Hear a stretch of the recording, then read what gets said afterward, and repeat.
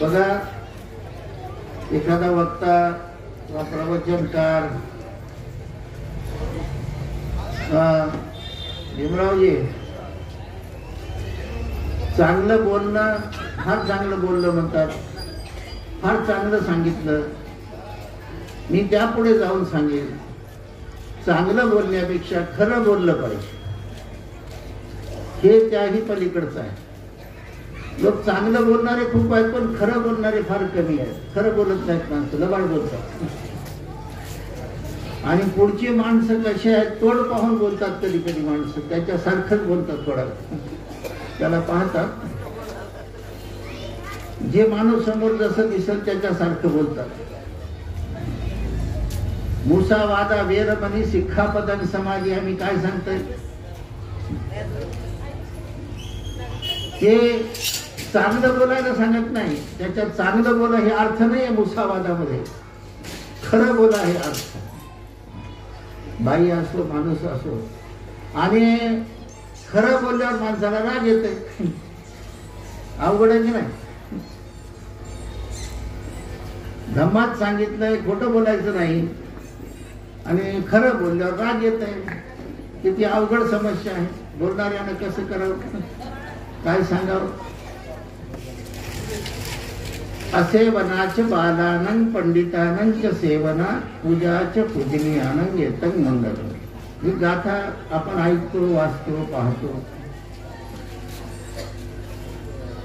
अर्थही बऱ्याच वाचकांना, अभ्यासू मंडळींना माहिती आहे.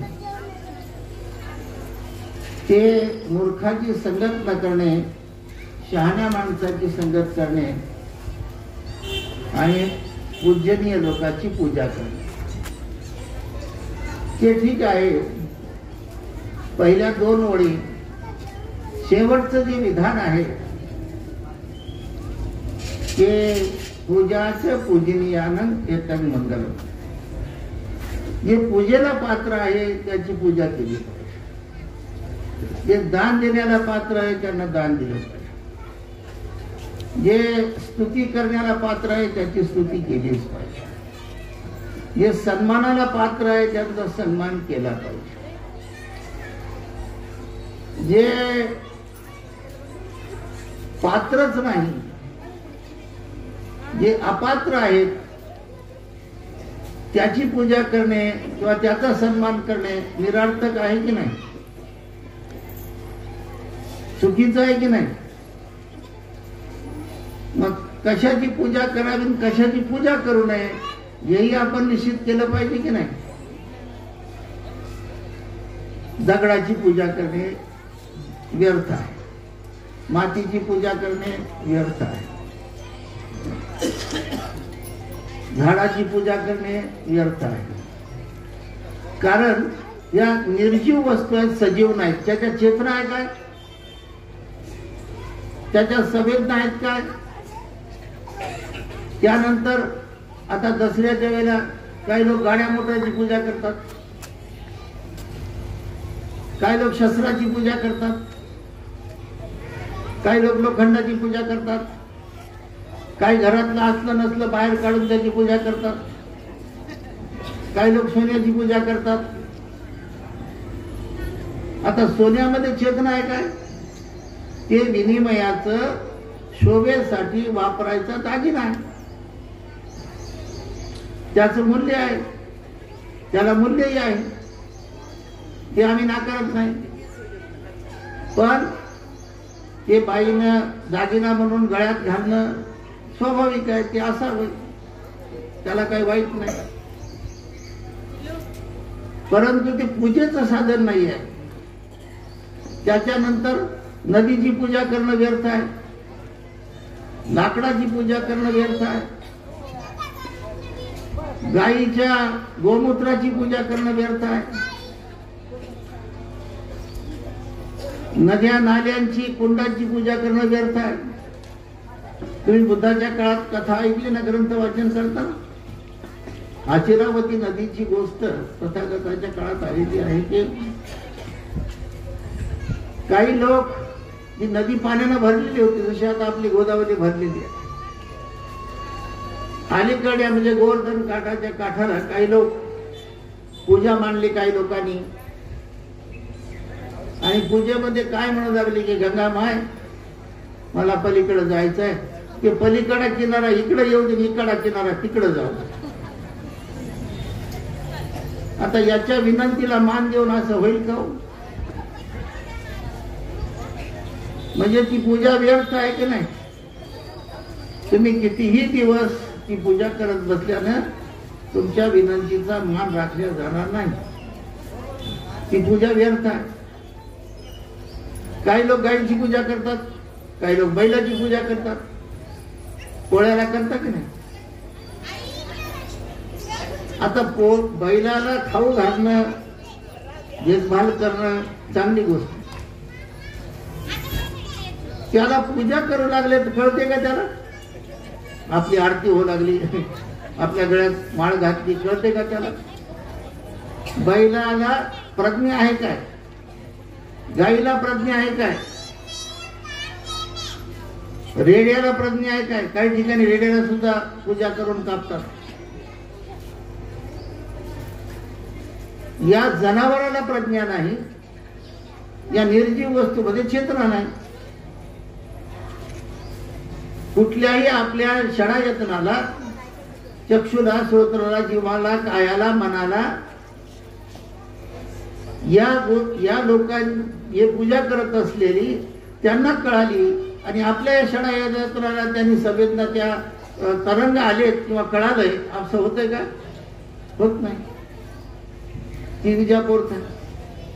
तुम्हाला काही लोकांना माहित असेल, आसाममध्ये कामाख्या देवी आहे, नाव तर ऐकलं असेल. त्या कामाख्या देवीच्या योनीची पूजा करतात, योनी.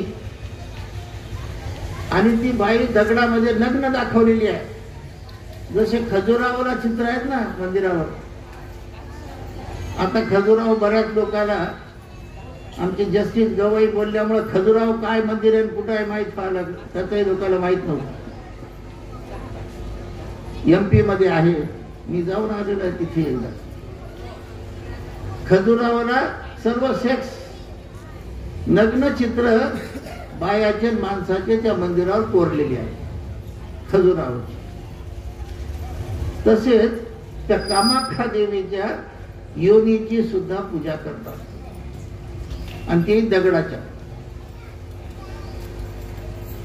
म्हणून बुद्धाने त्या काळामध्ये हे भांडण घेतलेलं आहे की पूजाचे पूजनीयानं येतं मंगलम. एकच शब्द आहे का? व्यर्थ लोकांची, हा जिवंतपणे आई वडिलांची पूजा करा हे मान्य आहे, पण मेल्यावर काही लोक तिच्या आस्थीची, राखीची पूजा करतात, ती व्यर्थ आहे. कारण राखेमध्ये चेतना आहे का? संवेदना आहे काय? काही लोक मेल्यावर त्याला पाणी थोडं पाजतात, तुमच्याकडे पाजत नसतील. सुधारलेले लोक आहेत तुम्ही, धम्मा तुम्हाला फार कळालेला आहे, त्याच्यामुळे तुमच्याकडे पाजत नसतील. तुम्हाला ज्ञान झालंय जास्त, त्यामुळे वाचन ग्रंथ वाचल्यामुळे कळायला असेल ना. तोंडात सोनं टाकत नसाल तुम्ही थोडस, कारण तुम्ही तुमच्याकडे, आमच्याकडे लोक टाकतात, त्याला माहित नाही. इकडे जरा माहिती आहे लोकांना. काही त्या मड्याला असं बाया पाठीवर पदरण हवा घालतात. आता त्याची हवा गेलेली आहे सगळी,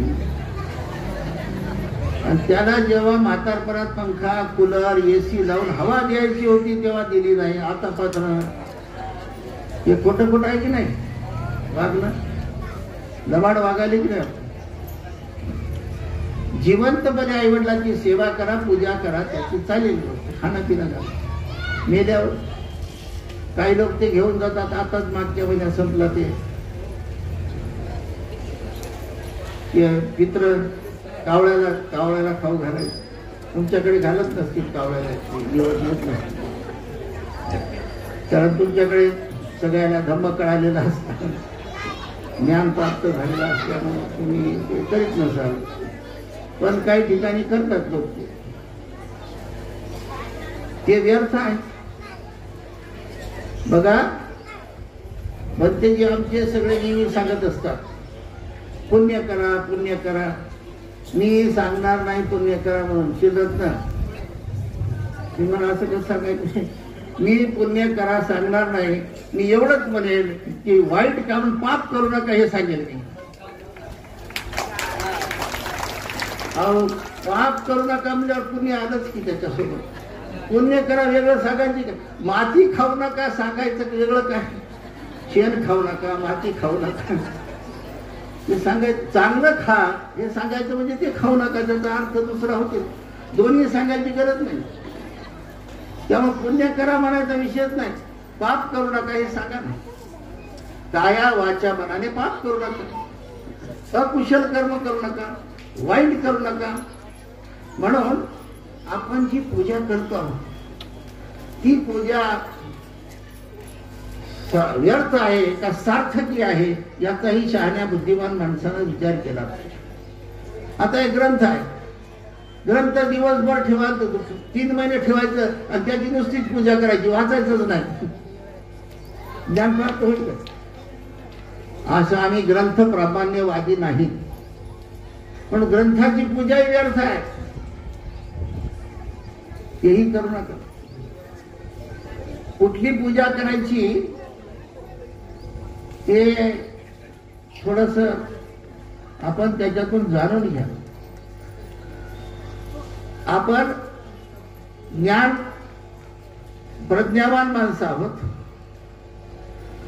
आपल्यामध्ये चेतना आहे, आपण सजीव प्राणी आहोत. आपलं परक आपल्याला कळतंय,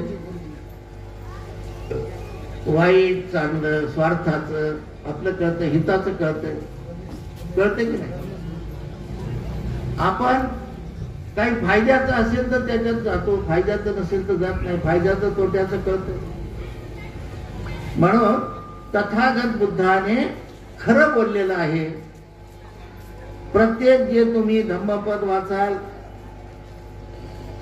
कुठलाही मिलिंद प्रश्न वाचाल, अंगुत्तर निकाय, संयुक्त निकाय, मध्यम निकाय, खुंडक निकाय, थेरी गाथा, थेर गाथा, सुत्त पिटक, विनय पिटक, कुठलंही तुम्ही जर अध्ययन केलं तर त्याच्यामध्ये कुठेही व्यर्थ पूजा तुम्हाला सापडणार नाही. म्हणून आपल्याकडे या व्यर्थ पूजेमुळं तुम्ही म्हणाल काय होतंय की अनर्थ होऊ लागलेला. अर्थ नाही, अनर्थ आहे. बुद्धाने अर्थ आणि अनर्थ दोन गोष्टी वेगळ्या सांगितल्या. सम्यक दृष्टी आर्य अष्टांगिक मार्ग सगळ्याला माहिती, ऐकलेला आहे, पाठ आहे जवळपास. म्हणून सम्यक दृष्टी अर्थ आहे, मिथ्या दृष्टी अनर्थ आहे. हे जे जे होतंय मिथ्या दृष्टीतून होतं आणि हे मिथ्या दृष्टीतून होणारा अनर्थ आहे. काही अर्थ नाही का? आता दसऱ्याच्या काळामध्ये लोक आपट्याची पानं तुमच्याकडे वाटत नसतील, कारण आपल्याकडे सुधारणा बरीच झाली. मी एक व्हॉट्सअपवर पाहिलं तर नाव सांगत नाही, परत राग येईल माणसाला. एक माणूस ते रक्षाबंधन होतं ना, ते रक्षाबंधन करायला ते फोटो व्हायरल करायला व्हॉट्सअपवर फेसबुक. आपला माणूस इंजिनियर माणूस, मोठा माणूस, नांदेड मधला, बांधायला लावायला. आता त्या बहिणीची रक्षा करावी, राखण करावं भावानं. आता चलत चलत पावसात बहीण पाय घसरून पडल्यावर भाऊ काय करेल? काय राखण करेल? काय संगत राहील का? भावानं बहिणीचं हे नातं रक्ताचं नातं असतं. धागे दोरे बांधून बहीण भावाचं नातं सिद्ध होत नाही. आता रस्ते चालले शेतामधून, भावाचं बहिणीचं शेताच्या वाटणीसाठी आताही भांडण आहे. हो काय करावं? वाट्यासाठी, वाटा नातं नाही वाटा. कोणतं नातं राहिलं? बहीण भावासंग वाट्यासाठी, हिश्श्यासाठी, प्लॉटच्या घराच्या हिश्श्यासाठी आजही भावासंग भांडते. मग त्या बहिणीनं राखी बांधवल्यावर त्याचं काही नातं येईल कशी? ते पूजा सुद्धा व्यर्थ आहे. मी औरंगाबादला एक ठिकाणी गेलो, त्या घराच्या समोरच असं ते हे होतं कोणाला, तिथे दिवा लावलेला होता आणि त्या तिथे एक नारळ ठेवलेलं होतं. तर ते दिवा रात दिवस जळत होता. तर मग मी त्यांना मुद्दामच विचारलं, आणि आपलीच माणसं होती, हे दिवा का लावता हो? ते माणूस बायकोकडे पाहावं लागलं, बायको पोरीकडे पाहावं लागली, पोरी सोनाकडे पाहावं लागली. कोणी उत्तर देईना.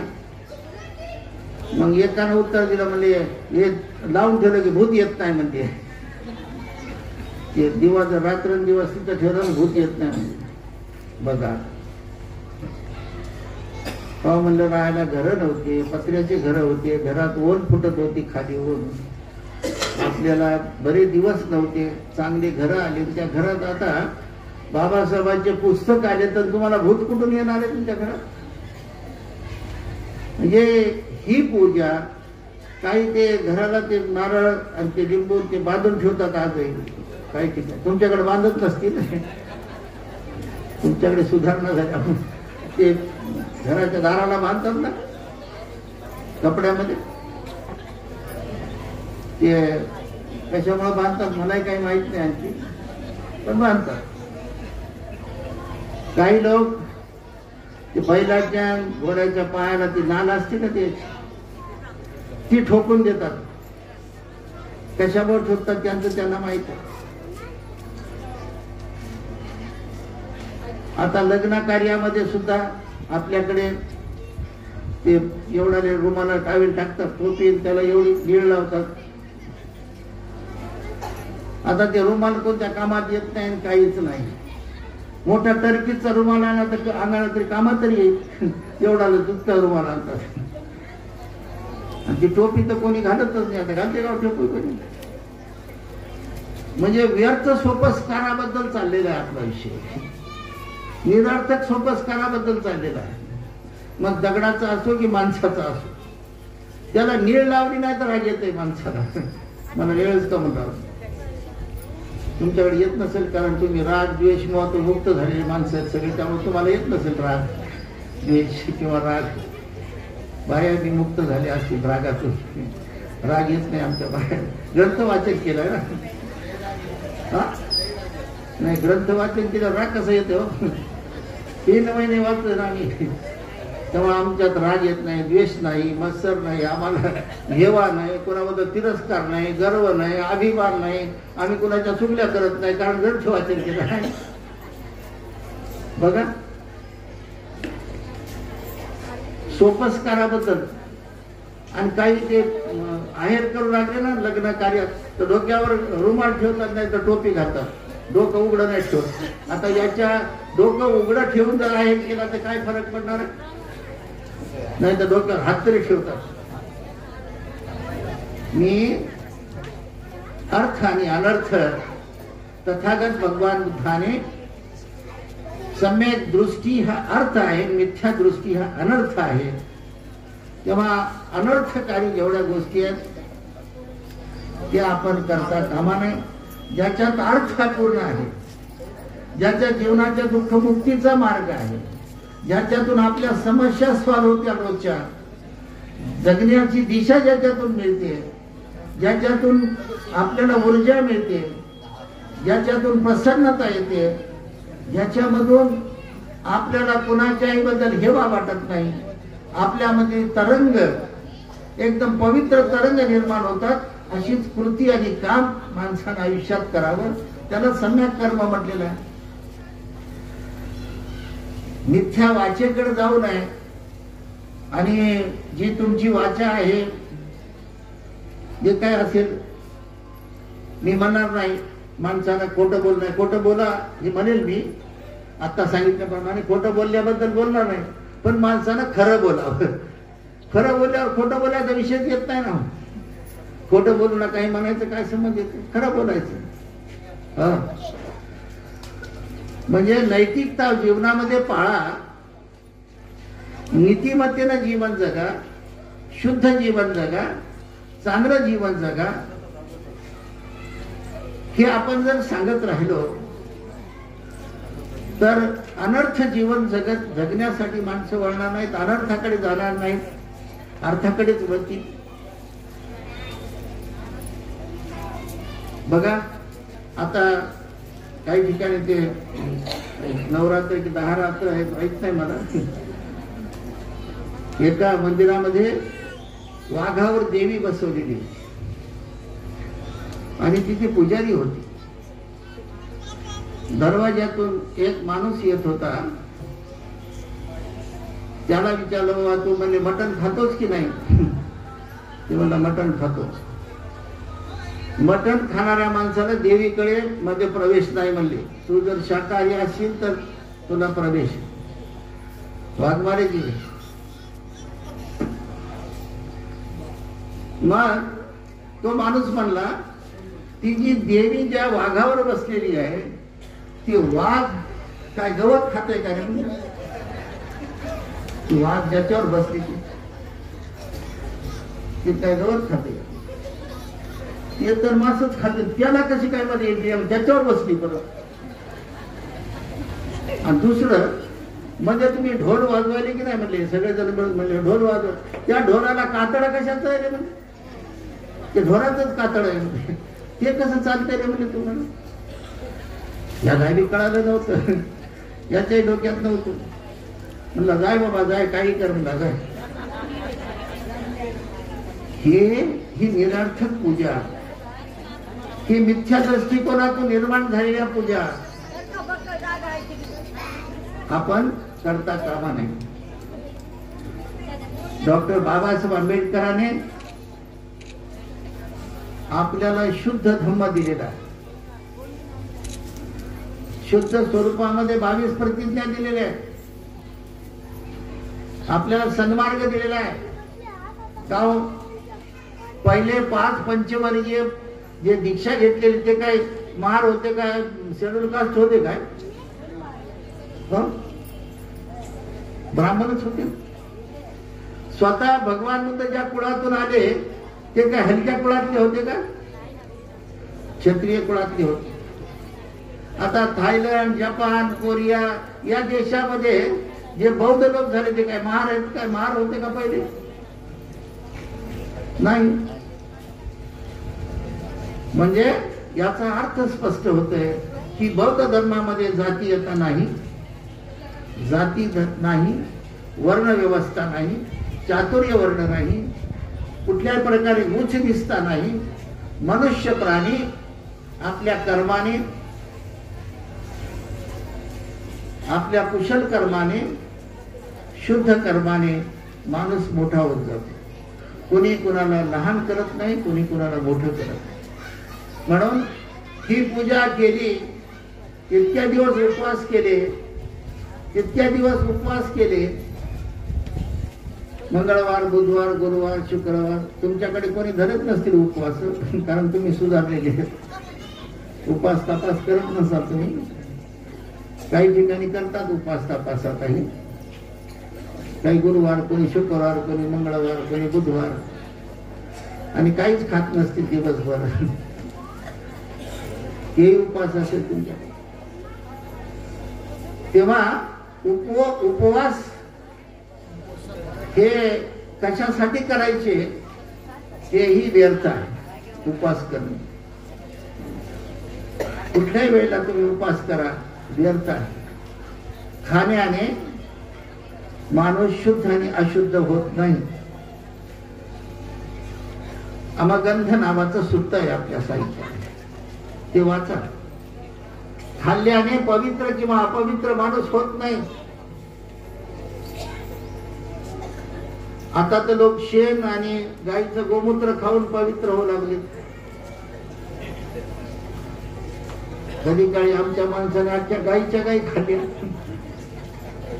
ते किती पवित्र असतील हो, तुमच्यापेक्षा जास्त पवित्र असतील की नाही? पहिले आमच्या पिढ्या जात पिढीतले लोक, तुम्ही तर नुसतं शेण आणि मूत्रच खाता. आम्ही तर अख्खी गायच खाऊन टाकली आमच्या बापजादे. ते तर लय पुण्यवान झाले किंवा मग ते तर लय पवित्र झाले, पण त्यांना कोणीही पवित्र म्हटलेलं नाही. ही विकृती आहे, संस्कृती नाही. ते सत्य नाही, असत्य आहे. ते खरं नाही, खोटं आहे, लबाड आहे. ते मिथ्या आहे, सम्यक नाही. आपण सम्यक मार्गाने जायचं. तेव्हा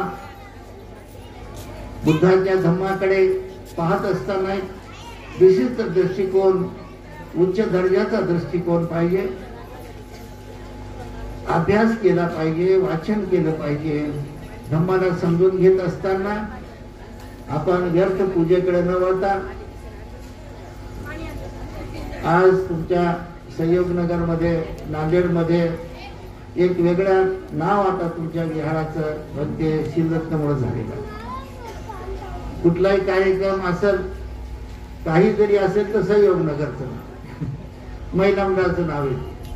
चांगलं काम होऊ लागलेलं आहे. अभ्यासिका फार महत्वाचं काम तुम्ही उभा केलेलं आहे. या भोजनदानापेक्षाही अभ्यासिका हे फार महत्वाचं काम तुम्ही इथं केलेलं आहे. त्याबद्दल मी तुम्हाला धन्यवाद देईन. कारण बाबासाहेबांचं संपूर्ण आयुष्य हे शिक्षणामध्ये, ज्ञानामध्ये, पुस्तकामध्ये, विद्येमध्ये गेलेला आहे. तो आदर्श आमच्या समोर आहे. म्हणून सगळ्या मंडळीला आमच्या म्हणणं आहे, घर बांधताना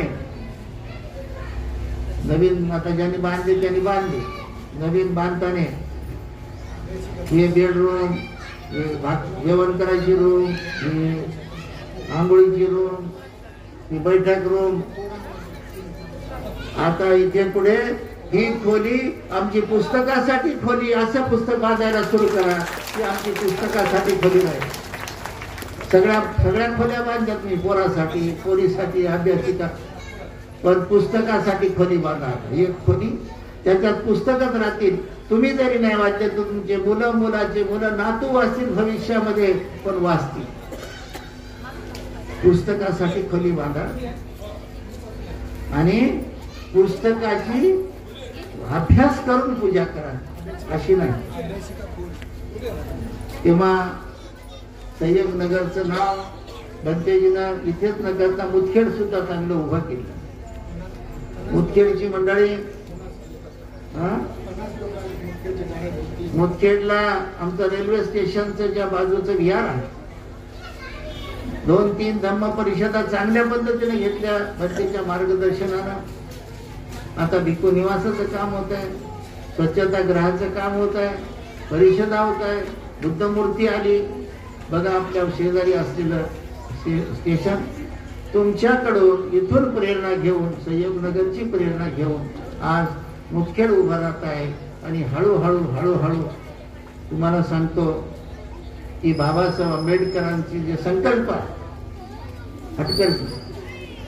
बाबासाहेब आंबेडकरांनी जो संकल्प केलेला आहे, हळूहळू का होईना, आज उद्या परवा काही वर्ष जातील, भारत बौद्धमय झाल्याशिवाय राहणार नाही, अशी आमची खात्री आहे. उशीर लागेल. आज यूपी बिहारमध्ये लोक पेटून उठलेले आहेत. यूपी बिहारला तुम्ही आता गेलात ना, बुद्धगयाच्या विषयावर पेटून उठलेले आहेत आणि बुद्ध आणि बाबासाहेबाशिवाय बोलत नाहीत. सर्व एससी एसटी सामार जे काही मंडळी आहे, सगळी मंडळी आज बुद्धाचं, बाबासाहेबाचं बोलते. न कळत असेल त्यांना बुद्ध बाबासाहेब, कळत नसेल, पण एक त्यांचा निश्चित श्रद्धा झालेली आहे की या देशाचं आणि आपलं भलं डॉक्टर बाबासाहेब आंबेडकरांनी केलं, हे एवढं निश्चित माहीत झालं त्यांना. बाकीचं ज्ञान नसेल, अभ्यास नसेल त्यांना, पण बुद्धगयाच्या आंदोलनाच्या निमित्तानं आणि त्याबद्दलही खुलासा करतो, कारण मी त्या प्रक्रियेमध्ये आहे. म्हणून मी दिल्लीलाही गेलो 2 वेळा. पासवानचे चिरंजीव आठवलेजी यांच्यासोबत मीटिंग झाली. त्यानंतर हे लडाखला गेलो, बिहारच्या राज्यपालासोबत मीटिंग झाली. मी कंबोडियाला गेलो, तिथेही या विषयावर मीटिंग झाली. आता 22 तारखेला परत श्रीलंकेला चाललो, तिथल्याही शासनासोबत, बौद्ध शिष्टमंडळासोबत बैठक याच विषयावर होणार आहे. अनेक मिटिंगा या आपल्या या बाबतीमध्ये होत आहेत. म्हणून आज ना उद्या हळूहळू का होईना आपल्याला संघर्षातूनच सगळं करावं लागले. न्यायालयीन लढाई सुरू आहे, रस्त्यावरची लढाई सुरू आहे आणि भेटीगाठी करून समन्वयाची सुद्धा लढाई चालू आहे. 3 पातळीवर आपल्या लढाया सुरू आहे आणि निश्चितपणाने आज ना उद्या का होईना 100% बुद्धगयाचं विहार आपल्या ताब्यात येईल हे तुम्हाला सांगतो. कारण मी त्या निर्णय प्रक्रियेमध्ये आहे. 26 ऑक्टोबरला भोपाळला मोठी सभा मध्य प्रदेशात लागलेली आहे. मी त्या कार्यक्रमाला आहे. म्हणून आपण थकायचं नाही, मागं सरकायचंही नाही आणि लई जोरात पळायचं नाही. उद्देश निश्चित पाहिजे, ध्येय निश्चित पाहिजे. जसे बाबासाहेब आंबेडकर या देशात संघर्ष करून मेल्यानंतर का होईना शेवटी या देशाला बाबासाहेबांना शरण यावं लागलं. शरण आला तरी बाबासाहेबच जिंकले, जातीवाद जिंकला नाही. म्हणून जातीवाद जिंकणार नाही ही गोष्ट मध्येच विषयांतर करून मी आपल्याला सांगितली. तथागत बुद्धाचं वचन असेवनाचे बालानं पंडितानच सेवना पूजाचे पूजनीयानं येतन मंगलमुत्तम याचं अनुसरण करावं. भंतेजीच्या या वर्षाभासाच्या समारोपाच्या निमित्तानं आपण उपस्थित झालात, मला ऐकलंय. सर्वांना धन्यवाद.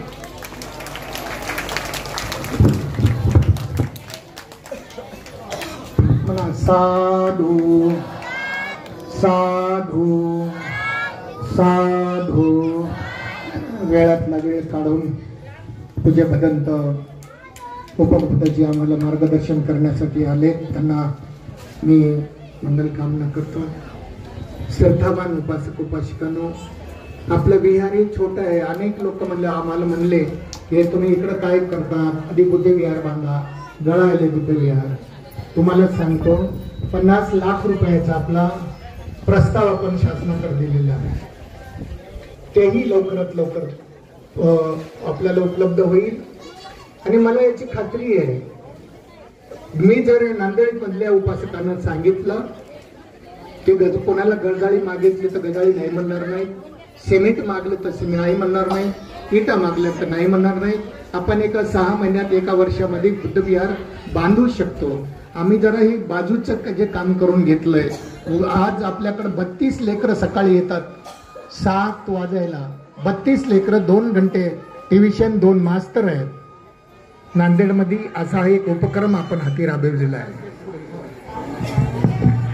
या ठिकाणी जे मंडपाची व्यवस्था ज्यांनी आपल्याला अतिशय कमी दरामध्ये उपलब्ध करून देण्यासाठी सांगितली त्याबद्दल राज गोडबोले सर यांचा या ठिकाणी आपण सन्मान करू.